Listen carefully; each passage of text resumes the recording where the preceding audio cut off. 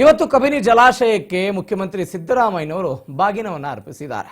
ಅದಾದ ನಂತರ ಸಿದ್ದರಾಮಯ್ಯನವರು ಪ್ರತಿಕ್ರಿಯೆ ಕೊಟ್ಟಿದ್ದಾರೆ. ಬಿಜೆಪಿಯವರದ್ದು ಮೊಸೂರಿನಲ್ಲಿ ಕಲ್ಲು ಹುಡುಕೋ ಕೆಲಸ, ಸುಳ್ಳು ಹೇಳುವ ಬಿಜೆಪಿ ಬಹಿರಂಗ ಚರ್ಚೆಗೆ ಬರೋದಿಲ್ಲ, ಸರ್ಕಾರದ ಸಾಧನೆಯ ಬಗ್ಗೆ ಸುಳ್ಳು ಹೇಳೋದೇ ಬಿಜೆಪಿ ಕಾಯಕ ಅಂತ ಸಿದ್ದರಾಮಯ್ಯನವರ ಮಾತು. ಸರ್ಕಾರದ ಸಾಧನೆಯ ಬಗ್ಗೆ ಬಿಜೆಪಿ ಸುಳ್ಳು ಹೇಳುತ್ತೆ, ಮೊಸೂರಿನಲ್ಲಿ ಕಲ್ಲು ಹುಡುಕೋದು ಅವರ ಕೆಲಸ, ನಾವೇನ್ ಸಾಧನೆ ಮಾಡಿದೀವಿ ಅದನ್ನ ಜನರ ಮುಂದೆ ಅವರು ಹೇಳೋದಿಲ್ಲ, ಸುಳ್ಳನ್ನ ಹೆಚ್ಚು ಹೆಚ್ಚು ವ್ಯಾಪಕವಾಗಿ ಜನರ ಮುಂದೆ ಪಸರಿಸೋದೇ, ಜನರ ಮುಂದೆ ಹೇಳೋದೇ ಅವರ ಕಾಯಕ, ಅವರ ಕೆಲಸ ಅಂತ ಮುಖ್ಯಮಂತ್ರಿ ಸಿದ್ದರಾಮಯ್ಯನವರು ಹೇಳಿಕೆಯನ್ನು ಕೊಟ್ಟಿದ್ದಾರೆ. ಕಬಿನಿ ಜಲಾಶಯಕ್ಕೆ ಬಾಗಿನವನ್ನು ಅರ್ಪಣೆ ಮಾಡಿದ ನಂತರ ನಿನ್ನೆ ಮೈಸೂರಿನಲ್ಲಿ ಸಾಧನಾ ಸಮಾವೇಶ ಇತ್ತು. ಅಲ್ಲಿ ಡಿಕೆ ಶಿವಕುಮಾರ್ಗೆ ಸಿದ್ದರಾಮಯ್ಯನವರು ಅಪಮಾನ ಮಾಡಿದ್ದಾರೆ ಅಂತ ಬಿಜೆಪಿಯವರು ಮಾತನಾಡ್ತಾ ಇದ್ರು. ಅದಕ್ಕೂ ಕೂಡ ಮೈಸೂರಿನಲ್ಲಿ ಪ್ರತಿಕ್ರಿಯೆ ಕೊಟ್ಟಿದ್ದಾರೆ ಸಿದ್ದರಾಮಯ್ಯನವರು. ಕಾರ್ಯಕ್ರಮದಲ್ಲಿ ಇರುವವರಿಗೆ ಸ್ವಾಗತ ಮಾಡೋದು ಪರಿಪಾಠ, ಕಾರ್ಯಕ್ರಮದಲ್ಲಿ ಉಪಸ್ಥಿತರಿದ್ದವರನ್ನ ಮಾತ್ರ ಸ್ವಾಗತ ಮಾಡೋದು ಪರಿಪಾಠ. ಕಾರ್ಯಕ್ರಮದಲ್ಲಿ ಡಿಸಿಎಂ ಡಿಕೆ ಶಿವಕುಮಾರ್ ಅವರು ಇರಲಿಲ್ಲ, ಅವರು ಅರ್ಧದಲ್ಲೇ ಹೋಗಿದ್ರು, ಹೀಗಾಗಿ ಅವರ ಹೆಸರನ್ನ ತೆಗೆದುಕೊಂಡಿಲ್ಲ ಅಂತ ಸಿದ್ದರಾಮಯ್ಯನವರು ಹೇಳ್ತಾ ಇದ್ದಾರೆ. ಇದರಲ್ಲಿ ಅವಮಾನ ಮಾಡುವಂತಹ ಪ್ರಶ್ನೆ ಆದ್ರೂ ಎಲ್ಲಿದೆ? ಅವಮಾನಿಸುವ ಪ್ರಶ್ನೆಯೇ ಇಲ್ಲ ಅಂತ ಸಿದ್ದರಾಮಯ್ಯನವರ ಮಾತು. ಮೊಸರಿನ ಬಿಜೆಪಿಯವರು ಮೊಸರಿನಲ್ಲಿ ಕಲ್ಲು ಹುಡುಕೋದು ಬಿಡಬೇಕು, ನನ್ನ ಮತ್ತು ಉಪಮುಖ್ಯಮಂತ್ರಿಗಳ ನಡುವೆ ಒಡಕು ಉಂಟು ಮಾಡುವಂತಹ ಪ್ರಯತ್ನ ಮಾಡ್ತಿದ್ದಾರೆ. ಇದರಿಂದ ಅವರಿಗೆ ರಾಜಕೀಯವಾಗಿ ಲಾಭ ಆಗಬಹುದು ಎನ್ನುವಂತ ಲೆಕ್ಕಾಚಾರದಲ್ಲಿದ್ದಾರೆ. ಇದು ಶುದ್ಧ ಸುಳ್ಳು, ಹೀಗಂತ ಸಿದ್ದರಾಮಯ್ಯನವರು ಮೈಸೂರಿನಲ್ಲಿ ಮಾತನಾಡಿದ್ದಾರೆ.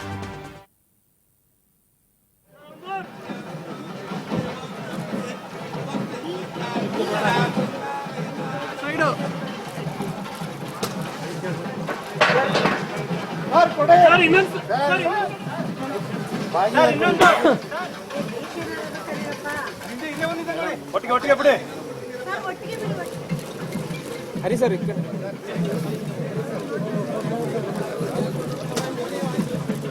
ಸರ್ ಇಲ್ಲ ಸರ್. ವಿಧಾನ ಏನು ಅಂದ್ರೆ, ನಮ್ಮ ತಂದೆಯವ್ರ ಕಾಲದಿಂದನೂ 30 ವರ್ಷದಿಂದ ನಾವಿಲ್ಲಿ ಬಾಗಿನಕ್ಕೆ ಪೂಜಾರರಾಗಿ ಬರ್ತೇವೆ. ನನ್ನ ಒಂದು ಡೈರಿ ಪ್ರಕಾರ ಇಡೀ ಕರ್ನಾಟಕದಲ್ಲಿ ಹೆಚ್ಚಿನ ಬಾಗಿನ ಬಿಟ್ಟಂತಹ ಅವರು ಬಾಜಿನರಾಗಿರೋರು ಸಿದ್ದರಾಮಯ್ಯ. ಅದು ಹಾಗೆ ರವಿರಾಮೇಶ್ವರ ದೇವಸ್ಥಾನಕ್ಕೆ ಒಂದು ರಸ್ತೆ ಕೇಳ್ತಾ ಇದ್ದೀವಿ ನಾವು, ಅಲ್ಲಿಗೆ ಅವ್ರ ಕುಟುಂಬ ಸಮೇತ ಎಲ್ಲ ಬರಬೇಕು ಅನ್ನೋದೇ ನನ್ನ ಪ್ರಾರ್ಥನೆ ಪುರೋಹಿತರಾಗಿ. ಈ ಒಂದು ಇದನ್ನ ನೀವು ಅಂಡರ್ಲೈನ್ ಮಾಡ್ಕೊಳ್ಳಿ. ಯಾಕೆ ಅಂದ್ರೆ ಬಾಗಿನ ಪೂಜೆಯಲ್ಲಿ ಸಪರೇಟ್ ಆಗಿ ಇದೇ ಕಬಿನಿಗೆ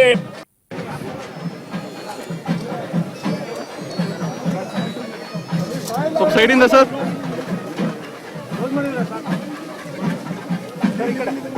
ಸರ್ ಇಲ್ಲಿ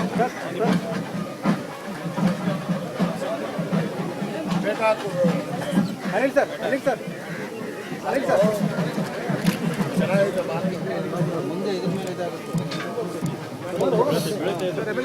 ಸ್ವಲ್ಪ side side sir, side sir, ಇವರೇ ಸೈಡು ಸರ್, ಸರ್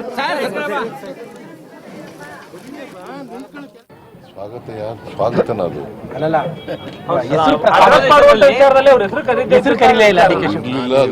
ಕರೀಲಿಲ್ಲ. ಬಿಜೆಪಿಯವರು ಮೊಸರು ಕಲ್ಲು ಹುಡ್ಕವಂತವ್ರು ಯಾವಾಗಲೂ ಸಮಾರಂಭಗಳಲ್ಲಿ ಸ್ವಾಗತ ಮಾಡೋದು, ಯಾರಿರ್ತಾರೆ ಅವ್ರಿಗೆ ಸ್ವಾಗತ ಮಾಡ್ತಾರೆ ಅಲ್ವಾ? ಹೆಸರು ಹೇಳೋದು, ಯಾರಿರ್ತಾರೆ ಅವ್ರ ಹೆಸರು. ಅವಮಾನ ಎಲ್ಲಿ ಮಾಡ್ದ? ನೀವು ಅವ್ರು ಕೇಳಿದ್ರಿ, ಅವಮಾನ ಮಾಡ್ಲಿಲ್ಲ ಅಂತ ಹೇಳ್ಬೇಕಾಗಿತ್ತಲ್ಲ ನೀವು. ಅವರು ಬೆಂಗಳೂರಲ್ಲಿ ಮಾತಾಡಿದಾರಂತೆ, ಇಲ್ಲಿ ಬಂದಾಗ ಅವರು ಕೇಳದಂತ, ಬಟ್ ಅವರು ಆ ಸಮಯದಲ್ಲಿ ಮಾತನಾಡಿದ್ದು ನೋಡಪ್ಪ, ಇಲ್ಲಿ ಯಾರನ್ನು ನಾವು ಡಿ ಕೆ ಶಿವಕುಮಾರ್ಗೆ ಸ್ವಾಗತ ಮಾಡಿದ್ವಿ, ಅವರು ಮಧ್ಯದಲ್ಲಿ ಎದ್ದು ಹೋಗಿದ್ದಾರೆ. ಅದು ಬೆಂಗಳೂರು ಡೆಲ್ಲಿಗೆ ಹೋಗ್ಬೇಕು ಅಂತ ಹೇಳ್ಬಿಟ್ಟು ಹೋಗಿದ್ದಾರೆ. ಸೊ ಅದರಿಂದ ಅವ್ರ ಹೆಸರು ಹೇಳಲಿಲ್ಲ ಅಷ್ಟೇ. ಅವ್ರು ಇರ್ಲಿಲ್ಲ ಅಲ್ಲಿದ್ರ ಮತ್ತೆ ಅವಮಾನ ಹೆಂಗೆ? ಬಟ್ ನಿಮ್ಮಿಬ್ಬರ ಫ್ರೆಂಡ್ಶಿಪ್ ಅಥವಾ ಸಂಬಂಧದ ಬಗ್ಗೆ ಯಾವಾಗಲೂ ಬಿಜೆಪಿಗೆ ಅನುಮಾನ ಇದೆಯಲ್ಲ ಅಂತ. ಯಾವ ನಮ್ಮಿಬ್ಬರ ಮಧ್ಯೆ ಒಡಕುಂಟು ಮಾಡ್ಲಿಕ್ಕೆ ಪ್ರಯತ್ನ ಮಾಡ್ತಾರೆ. ಲಾಭ ತಗೊಳ್ಳಿಕ್ಕೆ ಅಂತ ಮಾಡ್ಬಿಟ್ಟು ಲಾಭ ಆಗುತ್ತೆ ಅಂತ ರಾಜಕೀಯ ಲಾಭ ಮಾಡ್ತೀವಿ ಅಂತ ಭ್ರಮೆನಲ್ಲಿದ್ದಾರೆ ಅವರು. ಭ್ರಮೆ ಯಾವಾಗಲೂ ಕೂಡ ಭ್ರಮೆನಲ್ಲೇ ಇರ್ತಾರೆ. 2 ವರ್ಷದ ಸಾಧನಾ 2 ವರ್ಷ ತುಂಬಿದಾಗ ನಾವು ಆಗ ಸಭೆ ಮಾಡಿದ್ದೀವಿ ವಿಜಯಪುರದಲ್ಲಿ, ಎಲ್ಲಿ ವಿಜಯನಗರದಲ್ಲಿ ಮಾಡಿದ್ದೀವಿ. ಸೊ ಅಲ್ಲಿ ಸುಮಾರು 2 ಲಕ್ಷಕ್ಕೂ ಹೆಚ್ಚು ಜನ ಸೇರಿದ್ರು. ಅದರ ಅರ್ಥ ಏನು? ಅವ್ರು ಹೇಳೋದು ಬರೀ ಸುಳ್ಳು. ಬಿಜೆಪಿಯವರು ಹೇಳ್ತಾರೆ ಇದೆಲ್ಲ ಬರೀ ಸುಳ್ಳು. ಹಾಗಾದ್ರೆ ಗ್ಯಾರಂಟಿ ಯೋಜನೆಗಳೇ ಕಾಪಿ ಮಾಡಿದ್ರು ಅವರು. ನಮ್ಮ ಸಾಧನೆಗಳು 2 ವರ್ಷದಿಂದ 52 ಕೋಟಿ ರೂಪಾಯಿ, 52,000 ಕೋಟಿ ರೂಪಾಯಿಗಳನ್ನು ಗ್ಯಾರಂಟಿ ಯೋಜನೆಗಳಿಗೆ ಖರ್ಚು ಮಾಡಿದ್ವಿ. ಮತ್ತೆ ಇದು ಮೊದಲನೇ ವರ್ಷ ಅಲ್ಲ, 2ನೇ ವರ್ಷ ಆಗಿ 3ನೇ ವರ್ಷ. ಸರ್, ಈಗ ಬಹಿರಂಗ ಚರ್ಚೆಗೆ ಸಿದ್ಧರ? ನೀವೇ ನಿನ್ನೆ ಹೇಳಿದ್ರಿ ಅನೇಕ ಸಾರಿ ಕರೆದಿದ್ದೀನಿ ನಾನು. ಬರ್ತಾರ ಅಂತ ಸರ್ ಅವರು ಬರ್ತಾರೆ ಅಂತ ವಿಶ್ವಾಸ ಇದೆಯಾ ಸರ್? ಬರ್ತಾರ ಬಿಜೆಪಿ ಅವರು? ತಾವು ಕರೆದ್ರಿ, ಬರ್ತಾರ ಅಂತ? ಸುಳ್ಳು ಹೇಳೋರು ಯಾವಾಗಲೂ ಬರುತ್ತಾರ? ಬರಲ್ಲ. ಸುಳ್ಳು ಹೇಳೋರು ಬರಲ್ಲ. ಬಂದ್ರು ರೆಡಿ ಇದೀವಿ. 2 ವರ್ಷದ ಸಾಧನಾ 2 ವರ್ಷ ತುಂಬಿದಾಗ ನಾವು ಆಗ ಸಭೆ ಮಾಡಿದ್ದೀವಿ. GST ಮಾಡಿರೋರು government of India. GST council ಅಂತ ಇದೆ, ಅದು ಸ್ಟೇಟ್ ಗೌರ್ಮೆಂಟ್ ಅಧೀನದಲ್ಲಿ ಇಲ್ಲ. ಅದಿರೋದು ಗೌರ್ಮೆಂಟ್ ಆಫ್ ಇಂಡಿಯಾ ಅಧೀನದಲ್ಲಿ ಇರ್ತಕ್ಕಂಥದ್ದು. GST ಮಾಡ್ತಕ್ಕಂಥದ್ದು ಗೌರ್ಮೆಂಟ್ ಆಫ್ ಇಂಡಿಯಾ. ನಾವು ಹೆಂಗೆ smart way state government is responsible. ಯಾಕೆ ಸಣ್ಣ ವ್ಯಾಪಾರಿಗಳು ಸಾಕಷ್ಟು ತೊಂದರೆಗಳಾಗ್ತಿದೆ ಸರ್. 10 ಲಕ್ಷ 20 ಲಕ್ಷ ಸಡನ್ ಆಗಿ ಸಿಕ್ಕಾಪಟ್ಟೆ ಬರ್ತಾ ಇದೆ. ನೋಟಿಸ್ ಹೆಚ್ಚಿನ ಡೀಟೇಲ್ಸ್ ಕೊಡ್ತಾರೆ ನಮ್ಮ ಮೈಸೂರು ಪ್ರತಿನಿಧಿ ಪುಟ್ಟಸ್ವಾಮಿ ಫೋನ್ ಸಂಪರ್ಕದಲ್ಲಿದ್ದಾರೆ. ಪುಟ್ಟಸ್ವಾಮಿ, ಮೈಸೂರು ನಿನ್ನೆ ವ್ಯಾಪಕವಾದ ಚರ್ಚೆಗೆ ಬಂದಿತ್ತು. ನಿನ್ನೆಯ ಕಾರ್ಯಕ್ರಮದಲ್ಲಿ ಮುಖ್ಯಮಂತ್ರಿಗಳು DK ಶಿವಕುಮಾರ್ ಅವರಿಗೆ ಅಪಮಾನ ಮಾಡಿಬಿಟ್ರು ಅನ್ನುವಂಥದ್ದು ಒಂದು. HC ಮಾದೇವಪ್ಪನವರು DK ಶಿವಕುಮಾರ್ ಅವರು ವೇದಿಕೆ ಮೇಲಿದ್ದಾಗ ಅವರ ಹೆಸರನ್ನೇ ಹೇಳಿಲ್ಲ ಅಂತ. ಇವತ್ತು ಕಾಂಗ್ರೆಸ್ನವರು ಹೇಳ್ತಿದ್ದಾರೆ ಮೊಸರಿನಲ್ಲಿ ಕಲ್ಲು ಹುಡುಕೋ ಪ್ರಯತ್ನ ಇದು ಅಂತ.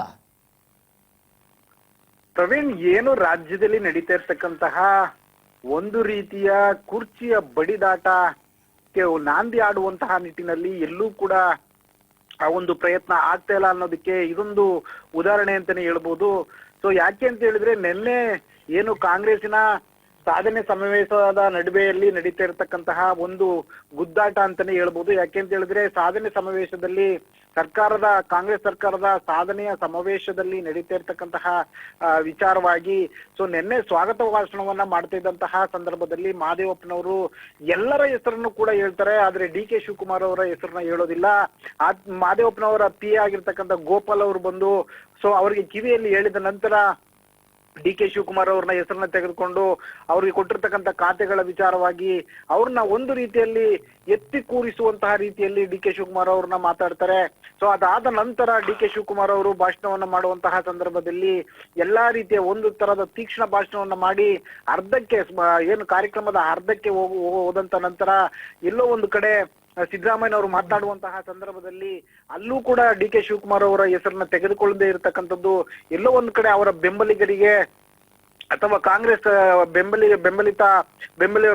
ಬೆಂಬಲಿಸ್ತಕ್ಕಂಥ DK ಶಿವಕುಮಾರ್ನ ಬೆಂಬಲಿಸ್ತಕ್ಕಂತಹ ಕಾರ್ಯಕರ್ತರುಗಳಿಗೆ ಎಲ್ಲೋ ಒಂದು ಕಡೆ ಮುಜುಗರ ಆಯ್ತು, ಅಪಮಾನ ಆಯ್ತು ಅಂತಕ್ಕಂಥದ್ದು ಕೂಡ ಕಾರ್ಯಕ್ರಮದ ಮಧ್ಯದಲ್ಲೇ ತಿಳಿದು ಬಂದ್ರು ಕೂಡ ನಿನ್ನೆ ನಡೆದಂತ ಕಾರ್ಯಕ್ರಮಕ್ಕೆ ಇವತ್ತು ಬಿಜೆಪಿ ಒಂದು ತರದ ಟ್ಯಾಂಗ್ ಅನ್ನ ಕೊಡುವುದರ ಮೂಲಕ ಏನು ಕಾಂಗ್ರೆಸ್ನಲ್ಲಿ ಇರ್ತಕ್ಕಂಥ ಸಿದ್ದರಾಮಯ್ಯನವರಿಗೆ ಮತ್ತೆ DK ಶಿವಕುಮಾರ್ ಅವರ ಮಧ್ಯೆ ಒಂದು ರೀತಿಯಲ್ಲಿ ತಿಕ್ಕಾಟವನ್ನ ಎತ್ತಿಡಿಯುವಂತಹ ನಿಟ್ಟಿನಲ್ಲಿ DK ಶಿವಕುಮಾರ್ ಅವರಿಗೆ ಅಪಮಾನ ಮಾಡಿದ್ರು ಅಂತಕ್ಕಂಥದನ್ನ ಸ್ಪಷ್ಟವಾಗಿ ಬಿಜೆಪಿ ಹೇಳ್ತಾ ಇರ್ತಕ್ಕಂಥದ್ದು.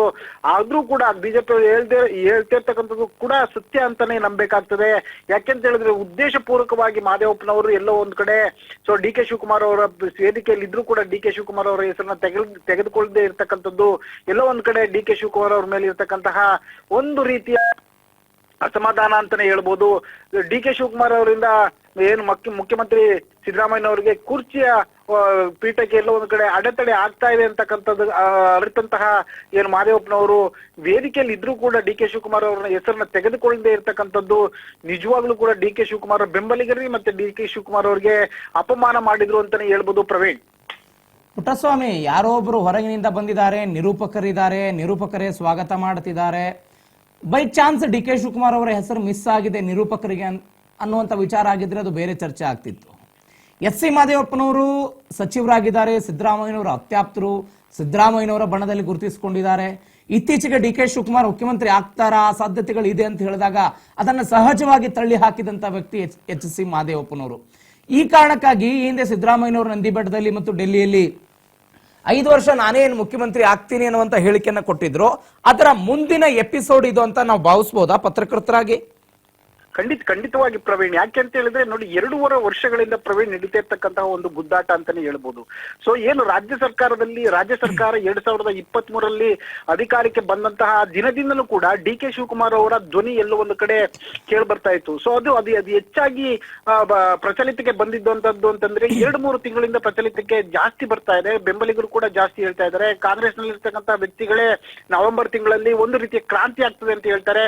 ಸೊ ಇದು 2.5 ವರ್ಷಗಳಿಂದ ಕೂಡ ನಾವು ನೋಡ್ಕೊಂಡು ಬರ್ತಾ ಇದೀವಿ. ಎಲ್ಲ ಒಂದ್ ಕಡೆ ಸಿದ್ದರಾಮಯ್ಯನವರಿಗೆ ಗೊತ್ತಿಲ್ಲದೆ ಇರ್ಬೋದು, ಏನ್ ಕಮಿಟ್ಮೆಂಟ್ ಆಗಿರ್ತಕ್ಕಂಥ ಹೈಕಮಾಂಡ್ ಜೊತೆಯಲ್ಲಿ ಕಮಿಟ್ಮೆಂಟ್ ಆಗಿರ್ತಕ್ಕಂಥದ್ದು ಗೊತ್ತಿಲ್ಲದೆ ಇರ್ಬೋದು. ಆದ್ರೆ ಸೊ ಸಿದ್ದರಾಮಯ್ಯನವರು ಎಲ್ಲ ಒಂದ್ ಕಡೆ ದೆಹಲಿಯಲ್ಲಿ, ತಾವು ಹೇಳಿದಾಗೆ ದೆಹಲಿಯಲ್ಲಿ 5 ವರ್ಷಗಳ ಕಾಲ ನಾನೇ ಮುಖ್ಯಮಂತ್ರಿ ಅಂತ ಹೇಳಿದ ನಂತರ ಡಿ ಕೆ ಶಿವಕುಮಾರ್ ಅವರು ಕೂಡ ಎಲ್ಲೂ ಕೂಡ ಅವರು ಒಂದು ರೀತಿಯಲ್ಲಿ ಭಯಭೀತರಾಗಿಲ್ಲ ಅಂತಾನೆ ಹೇಳ್ಬೋದು. ಯಾಕೆ ಅಂತ ಹೇಳಿದ್ರೆ ಅವ್ರಿಗೆ ಆಗಿರ್ತಕ್ಕಂಥ ಕಮಿಟ್ಮೆಂಟ್, ಅವ್ರಿಗೆ ಮತ್ತೆ ಹೈಕಮಾಂಡ್ ಆಗಿರ್ತಕ್ಕಂಥ ಕಮಿಟ್ಮೆಂಟ್ ಮೇಲೆ ಅವರು ಧೈರ್ಯವಾಗಿದ್ದಾರೆ ಅಂತಾನೆ ಹೇಳ್ಬೋದು. ಯಾಕೆ ಅಂತ ಹೇಳಿದ್ರೆ ಎಲ್ಲೂ ಕೂಡ ಅವರು ಕೂಡ ನಾನು ನವೆಂಬರ್ ಆದ ನಂತರ ಮುಖ್ಯಮಂತ್ರಿ ಸ್ಥಾನವನ್ನ ಏರ್ತೇನೆ ಅಥವಾ ಮುಖ್ಯಮಂತ್ರಿ ಸ್ಥಾನ ನಾನು ಪಡಿತೇನೆ ಅಂತಕ್ಕಂಥದ್ದು ಎಲ್ಲೂ ಕೂಡ ಹೇಳಿಕೆಗಳು ಬರ್ತಾ ಇಲ್ಲ. ಸೊ ಅಲ್ಲಿ ಇಲ್ಲಿ ಎಲ್ಲೋ ಒಂದ್ ಕಡೆ ಸೊ ಅವರ ಕಾರ್ಯಕರ್ತರುಗಳು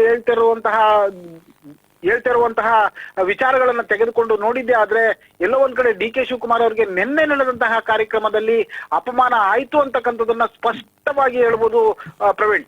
ಓಕೆ ಪುಟ್ಟಸ್ವಾಮಿ, ಥ್ಯಾಂಕ್ ಯು ನಿಮ್ಮೆಲ್ಲ ಡೀಟೇಲ್ಸ್ಗೆ. ನಿನ್ನೆ ಎಚ್ ಸಿ ಮಹದೇವಪ್ಪನವರು ಸ್ವಾಗತ ಮಾಡೋಕ್ ನಿಂತಿದ್ರು. ಜಿಲ್ಲಾ ಉಸ್ತುವಾರಿ ಸಚಿವರನ್ನು ಸ್ವಾಗತ ಮಾಡಿದ್ರು, ಸಿದ್ದರಾಮಯ್ಯನವರನ್ನು ಸ್ವಾಗತ ಮಾಡಿದ್ರು, ಬೇರೆ ಬೇರೆ ಸಚಿವರುಗಳು ವೇದಿಕೆ ಮೇಲಿದ್ರು. ಅವರನ್ನ ನೋಡಿ ಸ್ವಾಗತ ಮಾಡಿದ್ರು. ಸಚಿವರು ಬಿಡಿ, ಆ ಕಾರ್ಯಕ್ರಮದಲ್ಲಿ ಹಾಜರಿದ್ದ ಮೈಸೂರು ಮತ್ತು ಮಂಡ್ಯ ಭಾಗದ ಶಾಸಕರುಗಳೇನಿದ್ರಲ್ಲ, ಆ ಎಲ್ಲ ಶಾಸಕರುಗಳನ್ನೂ ಕೂಡ ಸ್ವಾಗತ ಮಾಡಿದ್ರು. ವಿಪರ್ಯಾಸ ಅಂದ್ರೆ ಪಕ್ಷದ ಅಧ್ಯಕ್ಷರೂ ಆಗಿರುವ ಮತ್ತು ರಾಜ್ಯದ ಉಪಮುಖ್ಯಮಂತ್ರಿ ಆಗಿರುವಂತ ಡಿ ಕೆ ಶಿವಕುಮಾರ್ ಅವರು ಸಿದ್ದರಾಮಯ್ಯನವರ ಪಕ್ಕದಲ್ಲೇ ಇದ್ರು. ವೇದಿಕೆಯತ್ತ ಕಣ್ಣಾಡಿಸಿ ಪಶುಸಂಗೋಪನಾ ಸಚಿವ ಕೆ ವೆಂಕಟೇಶ್ ಅವರೇ ಹೀಗೆ ಹೆಸರು ಹೇಳ್ತಾ ಬಂದ್ರು. ಆದ್ರೆ ಡಿ ಕೆ ಶಿವಕುಮಾರ್ ಅವರ ಹೆಸರು ಎಚ್ ಸಿ ಮಹದೇವಪ್ಪನವ್ರ ಬಾಯಲ್ಲಿ ಬರಲೇ ಇಲ್ಲ. ಯಾವ ಕಾರಣಕ್ಕೆ ಬರಲಿಲ್ಲೋ ಗೊತ್ತಿಲ್ಲ. ವೇದಿಕೆ ಮೇಲೆ ಇದ್ರು ಅವರು. ಆಗ ಅಲ್ಲಿ ವೇದಿಕೆ ಮೇಲೆ ಯಾರೋ ಒಬ್ಬರು ಬಂದು ಹೇಳ್ತಾರೆ ಎಚ್ ಸಿ ಮಹದೇವಪ್ಪನವ್ರಿಗೆ, ಡಿ ಕೆ ಶಿವಕುಮಾರ್ ಹೆಸರು ಬಿಟ್ಟಿದ್ದೀರಿ ಅಂತ. ಆಗೇನು ಹೇಳ್ತಾರೆ ಎಚ್ ಸಿ ಮಹದೇವಪ್ಪನವರು, ಪಕ್ಷವನ್ನ ಅಧಿಕಾರಕ್ಕೆ ತರೋದಕ್ಕೆ ಕಾರಣೀಕರ್ತರಾಗಿರುವ ಕೆಪಿಸಿಸಿ ಅಧ್ಯಕ್ಷರೂ ಆಗಿರುವ ಮುಖ್ಯಮಂತ್ರಿಗಳಿಗೆ ಬೆನ್ನು ಕೊಟ್ಟು ಹೆಗಲಾಗಿ ದುಡಿತಾ ಇರುವ ನಮ್ಮ ಪಕ್ಷದ ಸಾರಥಿಯಾಗಿರುವ ಇತ್ಯಾದಿ ಅಂತ ಹೇಳಿ ಅವರನ್ನ ಹೊಗಳಿ ಅಟ್ಟಕ್ಕೇರಿಸಿ ಆಮೇಲೆ ಡಿ ಕೆ ಶಿವಕುಮಾರ್ ಅವರಿಗೆ ಸ್ವಾಗತ ಕೋರಿದರು. ಇದು ನಿನ್ನೆ ಆಗಿರುವ ಘಟನೆ. ಅದಕ್ಕೆ ಇವತ್ತು ಮೈಸೂರಿನಲ್ಲಿ ಪ್ರತಿಕ್ರಿಯೆ ಕೊಟ್ಟಿದ್ದಾರೆ.